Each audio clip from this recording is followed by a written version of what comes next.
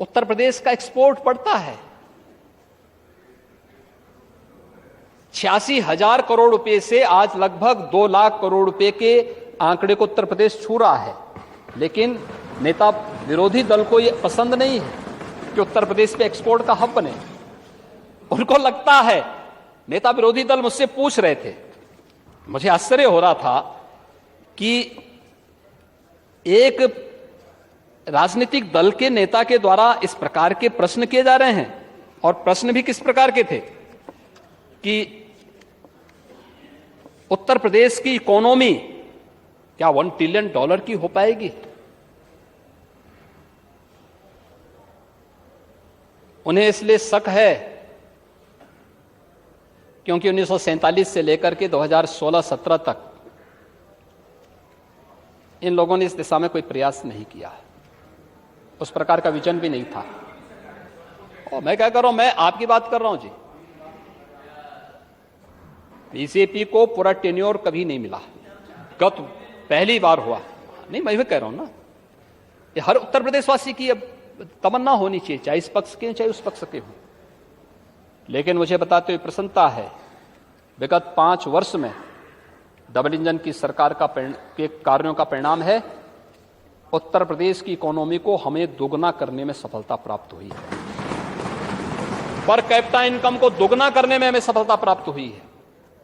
ये हम लोगों के और प्रदेश के हर नागरिक के परिश्रम का, यहां के किसानों का, यहां के कामगारों का, यहां के श्रमिकों का, यहां के युवाओं का, यहां की माताओं का, यहां की बहनों का, सबका संयुक्त परिश्रम है कि प्रति व्यक्ति आय दुगनी होती है, प्रदेश की जीडीपी दुगनी होती है और प्रदेश लगातार विकास के पथ पर अग्रसर होता है। लेकिन उन्हें अगले 5 वर्ष में $1 ट्रिलियन की इकोनॉमी बने, ये अच्छा नहीं लग रहा है। कहते हैं कि वाटरवे कहां है? परिवहन मंत्री पता नहीं यहां है कि नहीं है। अगर नहीं है तो कम से कम खन्ना जी, आप ही नेता विरोधी दल को एक बार वाराणसी से बलिया के बीच में वाटरवे से लेके जाइए। और ओम प्रकाश जी, आप ही लेके चले जाइए भाई। आपके गाजीपुर में तो एक फ्लोटिंग जेटी भी स्थापित हो रही है। यद्यपि मैंने आपका नाम बोल दिया, लेकिन अब आप उनके टारगेट में आ जाएंगे। बैठिए।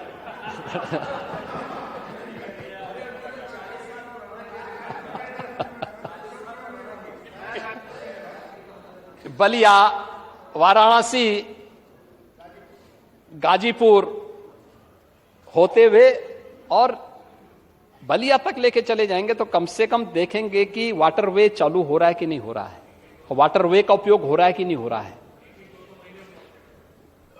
वाटरवे है। और देखो ना, और इसी संभावना को आगे बढ़ाने के लिए, उत्तर प्रदेश के इसी पोटेंशियल को आगे बढ़ाने के लिए उत्तर प्रदेश ने वाटरवे अथॉरिटी के गठन की कार्रवाई को आगे बढ़ाया है।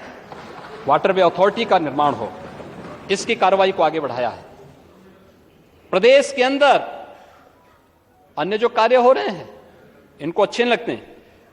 मुझे आश्चर्य होता है, नेता विरोधी दल कहते हैं कि उत्तर प्रदेश में कहां पे फ्रेट कॉरिडोर है, डेडिकेटेड फ्रेट कॉरिडोर। मुझे आश्चर्य होता है। आपके इस जनरल नॉलेज के लिए मुझे तो आप पर मुझे तरस आती सचमुच। दोनों eastern and western dedicated freight corridor दोनों उत्तर प्रदेश से होकर के जा रहे हैं। डेडिकेटेड फ्रेट कॉरिडोर जिस पर कार्रवाई प्रारंभ होनी चाहिए थी और इस पे तेजी लाने का काम कोई किया तो ये मोदी सरकार की है। प्रधानमंत्री मोदी जी के नेतृत्व में उसके पहले सैंक्शन को आगे बढ़ाया गया था। समाजवादी पार्टी की सरकार सेंटर में थी ही नहीं, आप लाए कहां? इससे ज्यादा कोरा झूठ और क्या हो सकता है कि डेडिकेटेड फ्रेट कॉरिडोर तो कहां ना पहुंच गया अभी तक तो। और डेडिकेटेड फ्रेट कॉरिडोर के ये भी उत्तर प्रदेश के लिए एक नया पोटेंशियल है कि दोनों का जंक्शन उत्तर प्रदेश के अंदर ही है और उसी में हम लोग वहां पर प्रदेश के अंदर मल्टी मॉडल लॉजिस्टिक हब का निर्माण दादरी में और बोड़ाकी में मल्टी मॉडल ट्रांसपोर्ट हब के निर्माण की कार्रवाई भी प्रदेश सरकार वहां पे कर रही है। Multi modal freight village Varanasi में निर्माण की कार्रवाई युद्ध स्तर पर आगे बढ़ रही है। जनता को लोकतंत्र में जनार्दन वैसे ही नहीं बोला गया है, उसके पीछे कारण है, वो जानती है, हर नेता की नब्ज को जानती है, और वो जानती है ये लोग बोलते कुछ और हैं, करते कुछ और हैं। ये और इसीलिए जनता इनको हमेशा इस बात की जवाब दी है, लगातार जवाब दे रही है। महोदय, मैं इसीलिए आज के इस अवसर पर, क्योंकि इन लोगों ने कभी उत्तर प्रदेश के विकास के बारे में रुचि नहीं ली, रुचि का विषय भी नहीं इन लोगों का, क्योंकि इनके विकास का मतलब तो व्यक्तिगत विकास होता है। प्रदेश का कहां विकास, प्रदेश कहां विजन का हिस्सा था, इनका एजेंडे का हिस्सा कहां गांव था, कहां किसान था, कहां नौजवान था, कहां पे प्रदेश के अंदर इंफ्रास्ट्रक्चर की चर्चा ही कहां होती थी, ये कौन बात करता था। ये सभी चीजें अगर इन लोगों के विजन का हिस्सा होता तो उत्तर प्रदेश आज देश का नंबर 1 का इकोनॉमी होता है। 2017 में जब हम लोग आए थे, ईज ऑफ डूइंग बिजनेस में उत्तर प्रदेश की स्थिति क्या थी? 14वें नंबर पे था। आज उत्तर प्रदेश नंबर 2 पर है। पूरी दुनिया आज एक्सपोर्ट करने के लिए आज निवेश करने के लिए उत्तर प्रदेश में आ रही है। उत्तर प्रदेश एक्सपोर्ट के एक नए हब के रूप में स्थापित हो रहा है। ईज ऑफ लिविंग के लक्ष्य को उत्तर प्रदेश ने तेजी के साथ आगे बढ़ाने का कार्य किया है।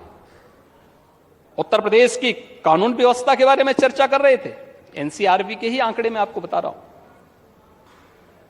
डकैती में लगभग 80% की कमी आई है।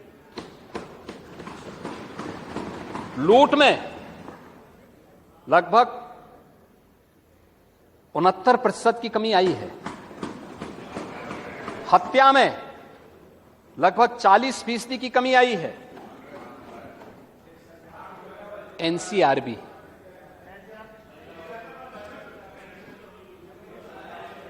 मैं आ रहा हूं उस पे भी भाई, उस पे भी आ रहा हूं। अभी मेरठ की जो बात आपने की है ना, उस पे मैं आ रहा हूं।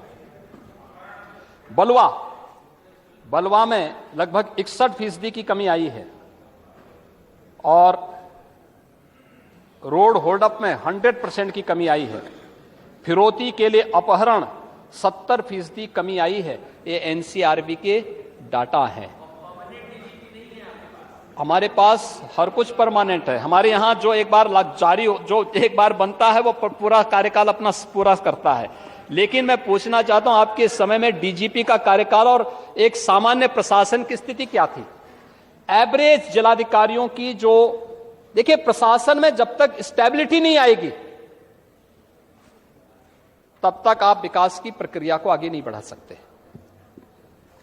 आपके समय में 6 महीने थी, आज एवरेज 18 महीने है। यह पर्याप्त है जानने के लिए। और एवरेज के नियम को भी जानना है तो एक बार चच्चू के पास थोड़ा बैठिए तो और अच्छा गणित समझा देंगे। महोदय,